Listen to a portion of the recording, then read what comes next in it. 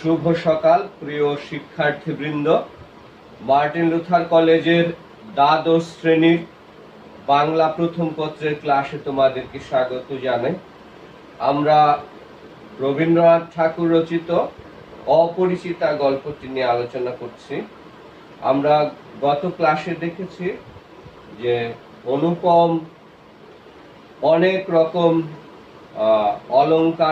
অলংকার সজ্জিত হয়ে অনেক রকমের বাদ্যবাজনা নিয়ে বিয়ে করতে গিয়েছিল, কিন্তু সেখানে বিবাহ সভায় বসবার পরপরই অনুপমের মামা কল্যাণীর বাবা শম্ভুনাথ বাবুর কাছ থেকে পণের টাকা, গহনা এগুলো একেবারে কড়ায় গন্ডায় বুঝে নিতে চেয়েছিল। এমনকি কনে সাজে সজ্জিত কল্যাণীর গা থেকে অলংকার খুলে আনার মতো বিব্রতকর একটা পরিস্থিতি তৈরি হয়েছিল। কল্যাণীর বাবা এ ব্যাপারে অনুপমের মতামত জানতে চেয়েছিলেন, কিন্তু অনুপম মামা তার আসল অভিভাবক, মা এবং মামার উপরে কোনোদিনই সে তার মত প্রকাশ করবার স্বাধীনতা অথবা দুঃসাহস পায়নি। এবং MA পাস একজন ছেলের কাছ থেকে কল্যাণীর বাবা যে পরিমাণ ব্যক্তিত্ব প্রত্যাশা করেছিলেন, যেরকম পরিপক্কতা প্রত্যাশা করেছিলেন, তিনি সেটা পাননি। এবং অনুপমের মামার যে নিচুতা এবং যে মামার যে হীনতা এবং নিচু মানসিক প্রবৃত্তির জন্য অনুপমের কল্যাণীর বাবা বাধ্য হয়ে বিয়ে ভেঙে দেবার মতো চূড়ান্ত সিদ্ধান্ত গ্রহণ করেন এবং পাত্রপক্ষকে শূন্য হাতে বিদায় করেন। তো এই অংশটুকু আমরা আলোচনা করছিলাম। তো আজকে আমরা পরের অংশে যাই। বাড়ির সকলে তো রাগিয়া আগুন, কন্যার পিতার এত গুমর, বলি যে 4 পোয়া হইয়া আসিল। সকলে বলিল, দেখি মেয়ের বিয়ে দেন কেমন করিয়া, কিন্তু মেয়ের বিয়ে হইবে না এ ভয় যার মনে নাই, তার শাস্তির উপায় কি? বাড়ির সকলে যখন শুনল যে বিয়ে ভেঙে দেওয়া হয়েছে, শূন্য হাতে এই বরযাত্রীরা ফিরে আসছেন, এই বিষয়টি শুনবার পরে বাড়ির অন্যান্য যারা আত্মীয় স্বজন অভিভাবক ছিলেন সকলতে একটা রেগে মেগে আগুন হয়ে গেলেন এবং তারা বলতে লাগলো যে সত্যি সত্যি কলি কালকে একেবারে শতভাগ শুরু হয়ে গেল। কলির যুগের যে সমস্ত আচার বৈশিষ্ট্য, যে সমস্ত ঘটনা ঘটবার কথা, সেগুলো দেখছি একেবারে ঠিক অক্ষরে অক্ষরে ফলে যাচ্ছে। কিন্তু তারা আরেকটা জেদ নিলেন এই ভেবেই বলে যে তারা দেখে নেবেন কল্যাণীর বাবা কিভাবে মেয়ের বিয়ে দেন, সেটা তারা দেখে নেবেন।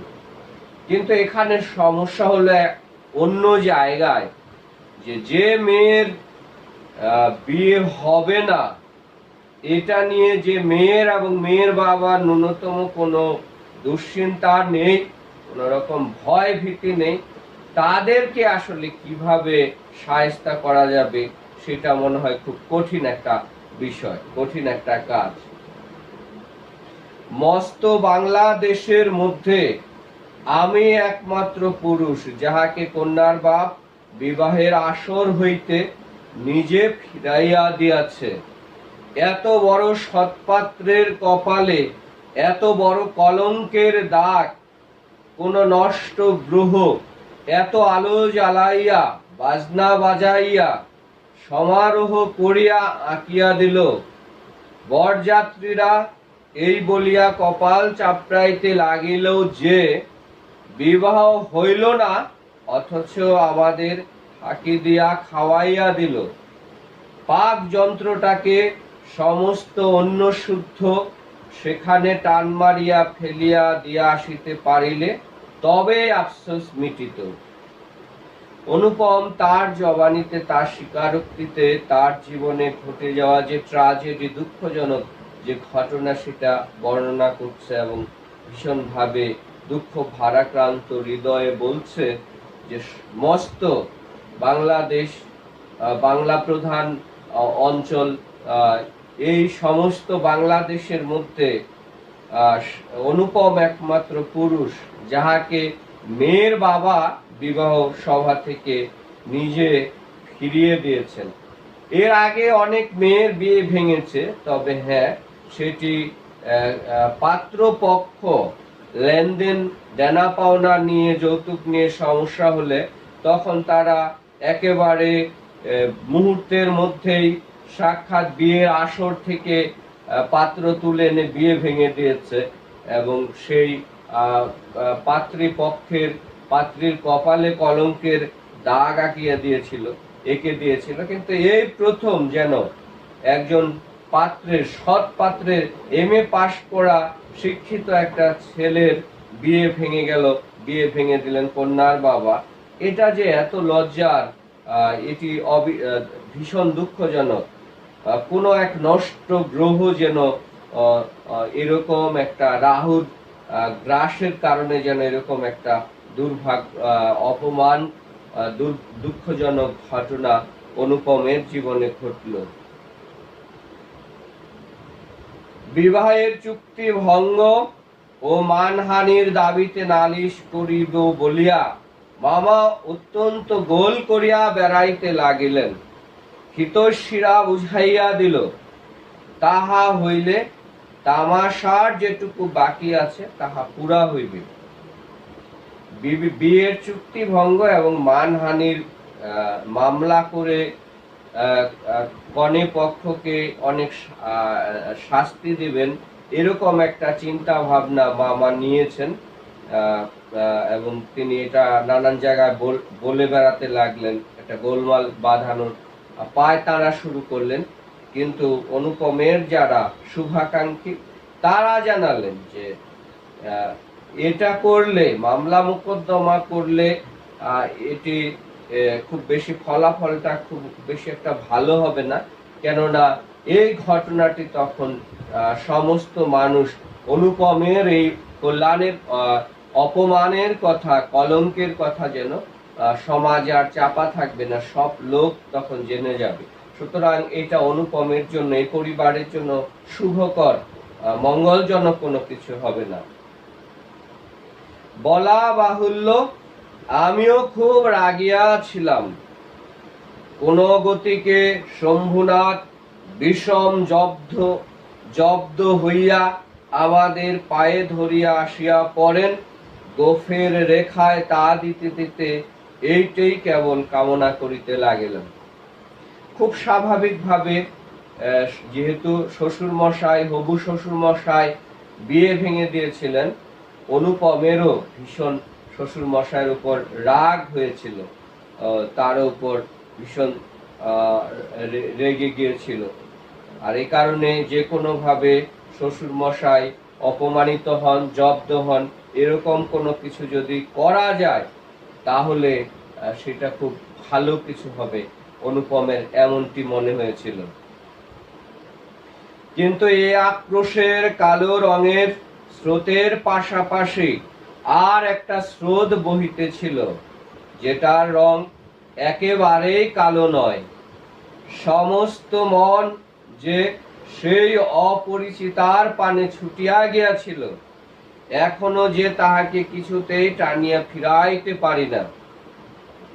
অনুপমের মধ্যে আসলে দ্বৈত সত্তা কাজ করছিল। একটা সত্তা তার ভীষণ ভাবে কল্যাণীর বাবা এবং তার পরিবারের একটা অপমানজনক পরিণতি হোক, এটা চেয়েছিল।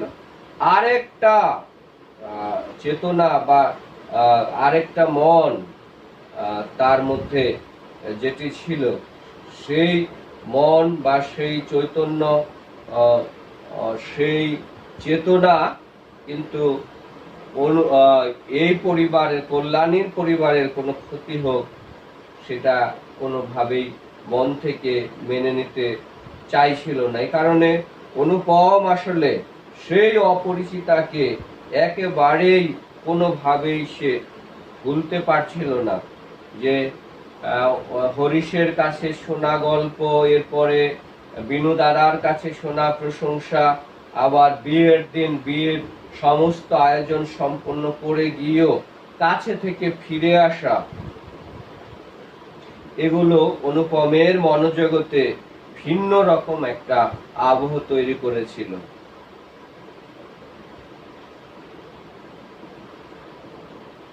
দেয়ালটুকুর আড়ালে রহিয়া গেলে গো, কপালে তার চন্দন আঁকা, গায়ে তার লাল শাড়ি, মুখে তার লজ্জার রক্তিমা, হৃদয়ের ভিতরে কি যে তা কেমন করিয়া বলিব।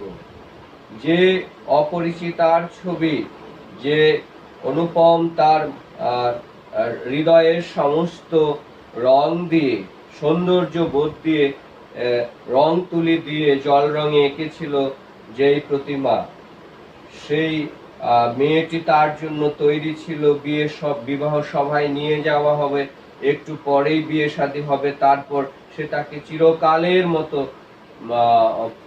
পাবে, এরকম যে স্বপ্নগুলো সে বুনছিল এতদিন, সেই স্বপ্ন যেন হঠাৎ করেই বৈশাখের ধ্বংসাত্মক কাল বৈশাখীর ছোপে যেন বিনষ্ট হয়ে গেল, চিরতরে হারিয়ে গেল। আমার কল্পলোকের কল্পলতাটি বসন্তের সমস্ত ফুলের ভার আমাকে নিবেদন করিয়া দিবার জন্য নত হইয়া পড়িয়াছিল।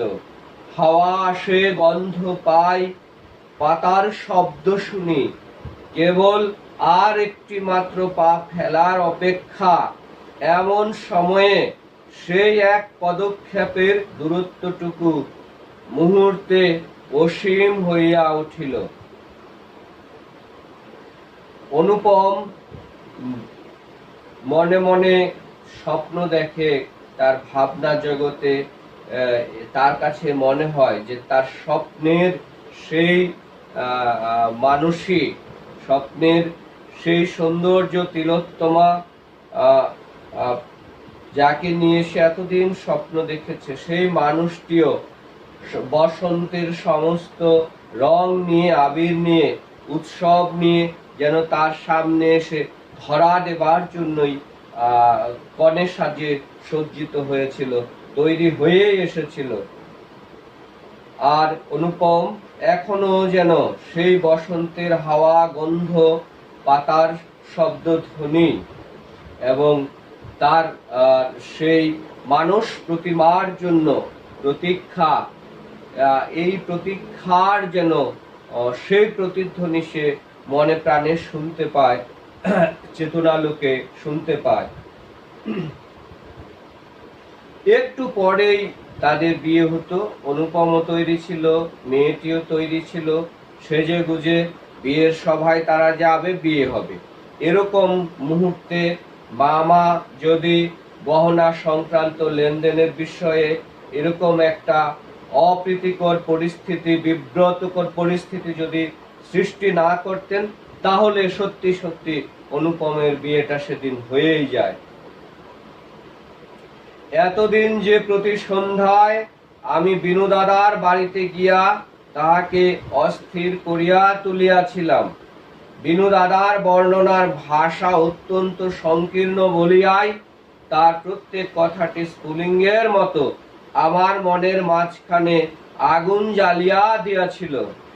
বুঝিয়াছিলাম মেয়েটির রূপ বড় আশ্চর্য। আমি না দেখিলাম তাহাকে চোখে, না দেখিলাম তাহার ছবি, সমস্তই অস্পষ্ট হইয়া রহিল। বাহিরে তো সে ধরা দিলই না, তাহাকে মনেও আনিতে পারিলাম না। এই জন্য মন সেদিনকার সেই বিবাহ সভার দেয়ালটার বাহিরে ভূতের মতো দীর্ঘশ্বাস ফেলিয়া বেড়াইতে লাগিল।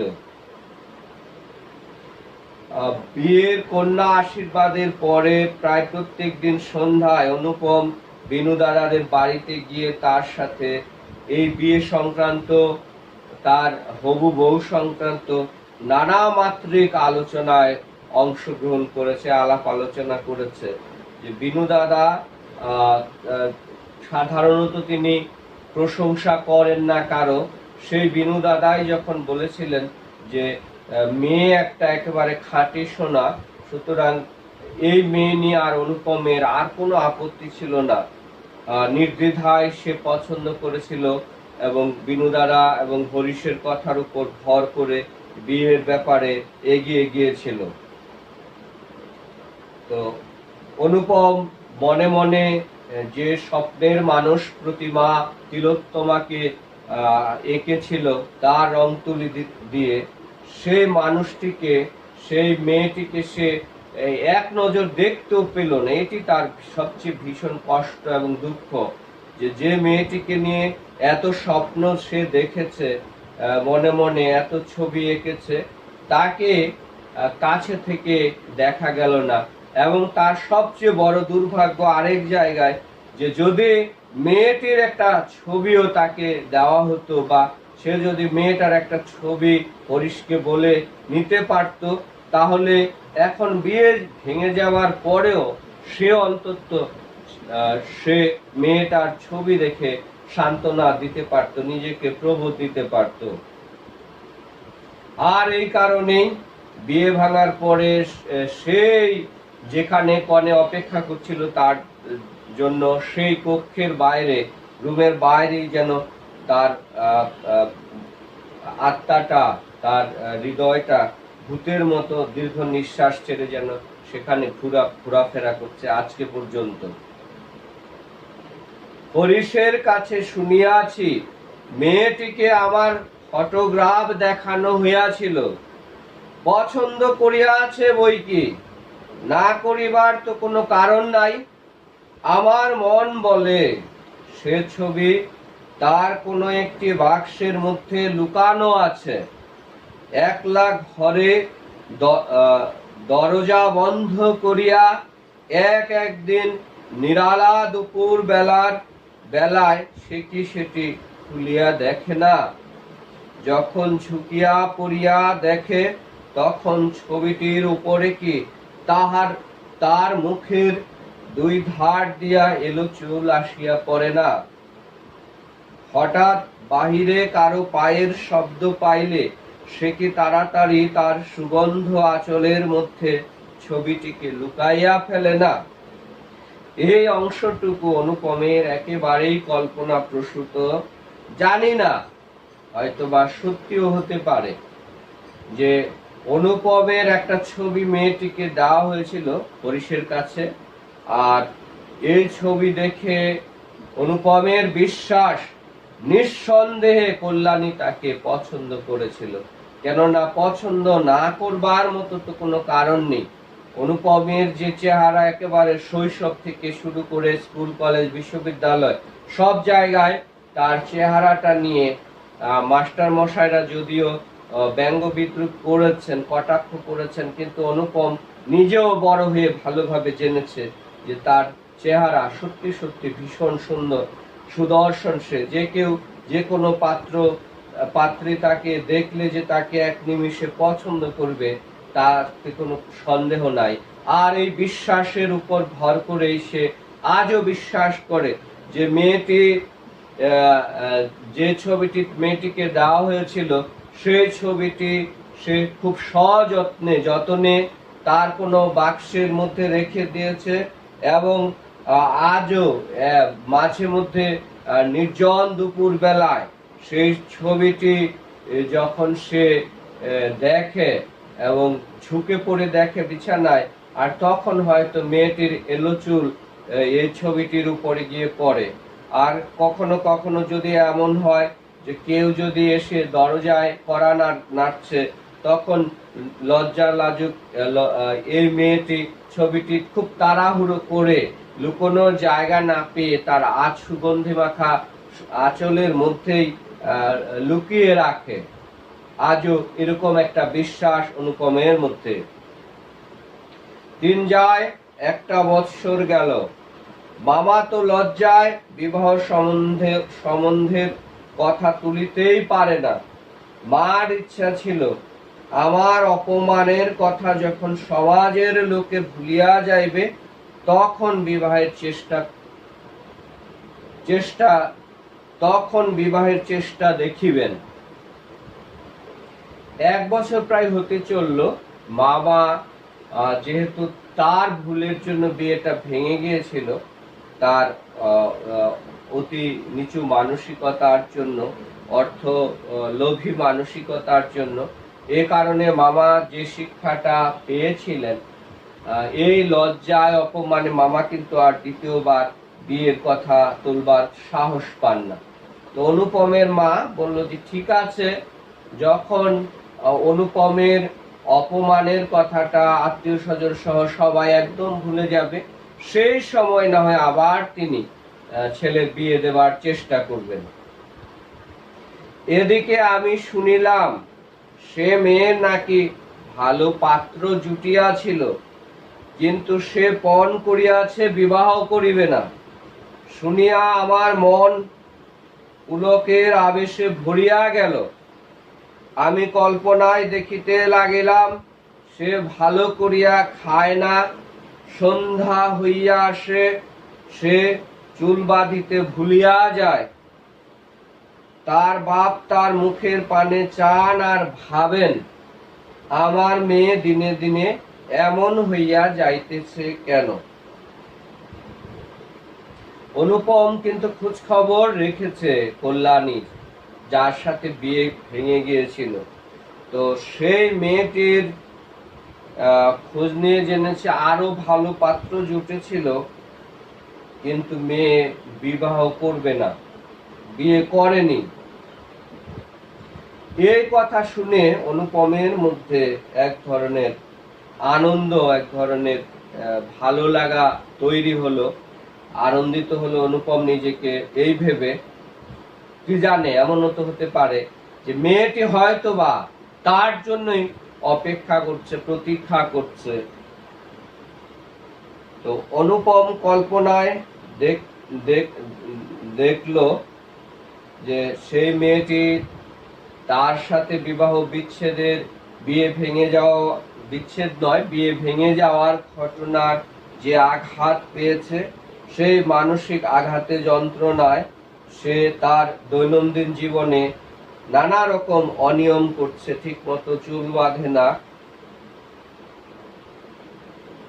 ভালো করে খাওয়া দাওয়া করে না। আর মেয়ের এই ধরনের মানসিক অবস্থা দেখে বাবাও ভীষণ চিন্তিত হয়ে পড়েন। বাবাও তার মেয়ের দিকে চেয়ে মনে মনে ভাবেন যে আমার মেয়েটার চেহারা, আমার মেয়েটা কেন দিন দিন এরকম বিবর্ণ, আনন্দহীন, একেবারে নিরস, তার যে স্বাস্থ্যহানি ঘটছে, এটি কেন। বাবাও যেন একবারে ভীষণ চিন্তিত হয়ে পড়েন। হঠাৎ কোনদিন তার ঘরে আসিয়া দেখেন মেয়ের 2 চক্ষু জলে ভরা। জিজ্ঞাসা করেন, মা তোর কি হয়েছে বল আমাকে। মেয়ে তাড়াতাড়ি চোখের জল মুছিয়া বলে, কই কিছুই তো হয়নি বাবা। বাপের এক মেয়ে যে বড় আদরের মেয়ে, যখন অনাবৃষ্টির দিনে ফুলের কুঁড়িটের মতো মেয়ে একেবারে বিবর্ণ হইয়া পড়িয়াছে, তখন বাপের প্রাণে আর সহিল না। তখন অভিমান ভাসাইয়া দিয়া তিনি ছুটিয়া আসিলেন আমাদের দ্বারে। তারপরে মনের মধ্যে সেই যে কালো রঙের ধারাটি বহিতেছে, সে যেন কালো সাপের মতো রূপ ধরিয়া ফোঁস করিয়া উঠিল। বেশ তো, আর একবার বিবাহের আসর সাজানো হোক, আলো জ্বলুক, দেশ বিদেশের লোকের নিমন্ত্রণ হোক, তারপরে তুমি বরের টোপর পায়ে দলিয়া দলবল লইয়া সভা ছাড়িয়া চলিয়া এসো। কিন্তু যে ধারাটি চোখের জলের মতো শুভ্র, সে রাজহংসের রূপ ধরিয়া বলিল, যেমন করিয়া আমি একদিন দময়ন্তীর পুষ্পবনে গিয়াছিলাম, তেমনি করিয়া আমাকে একবার উড়িয়া যাইতে দাও। আমি বিরোহিণীর কানে কানে একবার সুখের খবরটা দিয়ে আসি গে। তারপরে দুঃখের রাত পোহাইল, নববর্ষার জল পড়িল, ম্লান ফুলটি মুখ তুলিল। এবারে সেই দেয়ালটার বাহিরে রহিল সমস্ত পৃথিবীর আর সবাই, আর ভিতরে প্রবেশ করিল একটি মাত্র মানুষ। তারপরে আমার কথাটি ফুরলো। অনুপম মনে মনে ভাবে যে সেই আগেকার দিনে যে পায়রা প্রেমিক তাদের যুগ সেতুবন্ধ হিসেবে কাজ করত, সেই পায়রার কাছে সে যেন তার আকুলতার কথা, তার ভালো লাগার কথা কল্যাণীকে বলবে, এবং সে পায়রা সেখানে গিয়ে কানে কানে বলবে, সুখবরটা দেবে, এবং তাদের অভিভাবকরা তাদের রাগ অভিমান ভেঙে আবার বিয়ের আয়োজন করবে, এবং তাদের দুজনের কাঙ্ক্ষিত যে মিলন সেটি ঘটবে। কিন্তু এ কথা এমন করিয়া ফুরাইল না। যেখানে আসিয়া তাহা অফুরান হইয়াছে, সেইখানকার বিবরণ একটুখানি বলিয়া আমার এ লেখা শেষ করিয়া দেই।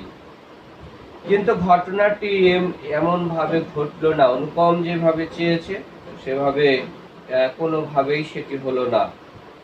মাকে লইয়া তীর্থে যাইতেছিলাম, আমার উপরই ভার ছিল, কারণ মামা এবারও হাবড়ার পুল পার হন নাই।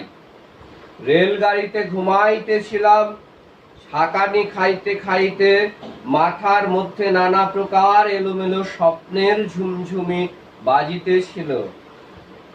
হঠাৎ একটা কোনো স্টেশনে জাগিয়া উঠিলাম। আলোতে অন্ধকার মেশা সেও এক স্বপ্ন।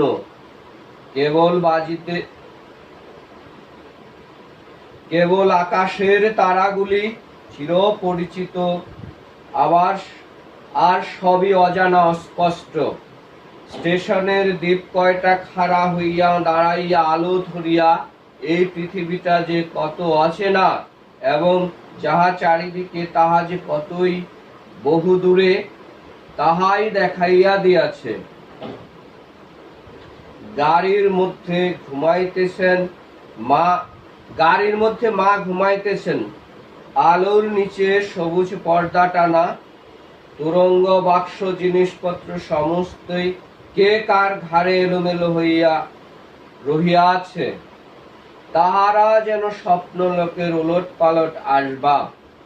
সবুজ প্রদোষের মিটমিটে আলোতে থাকা এবং না থাকার মাঝখানে কেমন একরকম হইয়া পড়িয়া আছি।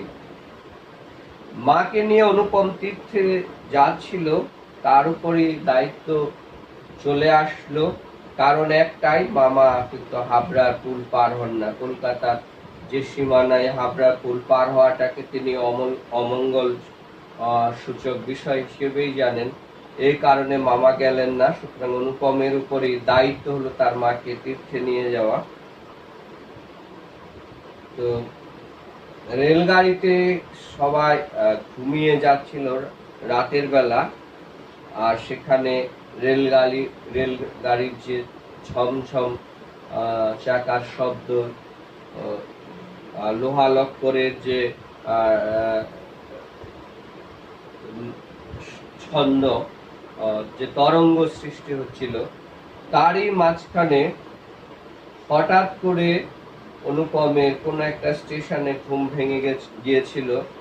কিছুটা আলো অন্ধকার মেশানো স্টেশনের আকাশের চিরপরিচিত তারাগুলো আলো আধারী একটা পরিবেশ, একটা আবহ তৈরি করছিল। পাশাপাশি স্টেশনের যে সমস্ত দ্বীপ বা স্টেশনে যে সমস্ত লাইটগুলো ছিল, এগুলো দূরে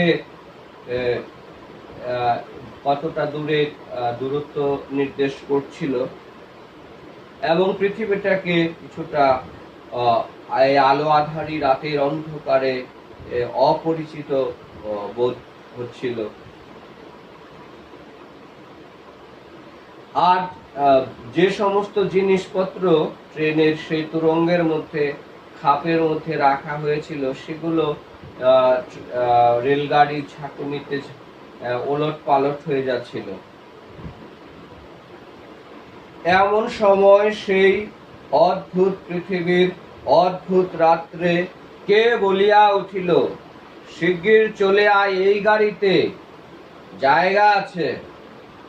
মনে হইল যেন গান শুনিলাম। বাঙালি মেয়ের গলায় বাংলা কথা যে কি মধুর, তাহা এমনি করিয়া অসময়ে অজায়গায় আচমকা শুনিলে তবে সম্পূর্ণ বুঝিতে পারা যায়। কিন্তু এই গলাটিকে কেবলমাত্র মেয়ের গলা বলিয়া একটি শ্রেণীভুক্ত করিয়া দেওয়া চলে না। এ কেবল একটি মানুষের গলা, শুনিলে মন বলিয়া ওঠে, এমন তো আর শুনি নাই। মানুষের সৌন্দর্যের পাশাপাশি মানুষের কণ্ঠস্বরের একটা আলাদা শক্তি আছে, একটা ক্ষমতা আছে, আলাদা একটা সৌন্দর্য আছে, আলাদা একটা মূল্য আছে। এই কারণেই রেলগাড়ি চলছে, স্টেশনে স্টেশনে রাতের বেলায় যাত্রীরা ওঠানামা করছে, এরই মাঝখানে একটি কণ্ঠ যেন বলছে, শিগগির চলে আয়, এই গাড়িতে জায়গা আছে। আর অনুপম বাঙালি যে জায়গায় এই বাক্যটি শুনেছিল সেটি বাঙালি প্রধান অঞ্চল ছিল না, তাই সে ভীষণভাবে এই কণ্ঠস্বরটা তার ভীষণ ভালো লেগেছে। একেবারে গানের ধুয়োর মতো, ছন্দের মতো, যেন সুমধুর গান যেন। আর বাঙালি মেয়ের এরকম বাংলা কণ্ঠ, সুমধুর সুমিষ্ট কণ্ঠ, সে একেবারে মুগ্ধ হয়ে গিয়েছিল। সে বলছে, অনুপম স্বীকার করছে যে শুধুমাত্র মেয়ের গলা বলেই নয়, এই গলার কারুকার্য, এই গলার যে মিষ্টতা এবং এই গলা যে অদ্ভুত এক ধরনের, এই কণ্ঠস্বর যে এক ধরনের অসম্ভব রকমের এক ধরনের জাদুকরী ক্ষমতা রাখে, সে সেটি হারে হারে বুঝতে পেরেছিল। এবং এই কণ্ঠস্বরটি শোনার পর তার মনে হয়েছে যে জীবনে অনেক মেয়ের কথা শুনেছে, গান শুনেছে, কিন্তু এরকম মধুর সুমিষ্ট মধুর গান সে আর কোনোদিন শোনেনি। তো আজকে এই পর্যন্তই আমরা আলোচনা করলাম, বাকি অংশটি আমরা পরের ক্লাসে আলোচনা করব। তোমরা বাসায় নিয়মিত পড়াশোনা করবে এবং আমাদের ক্লাসগুলো অনুসরণ করবে। সবাইকে অনেক অনেক শুভেচ্ছা জানিয়ে আজকের ক্লাস শেষ করছি।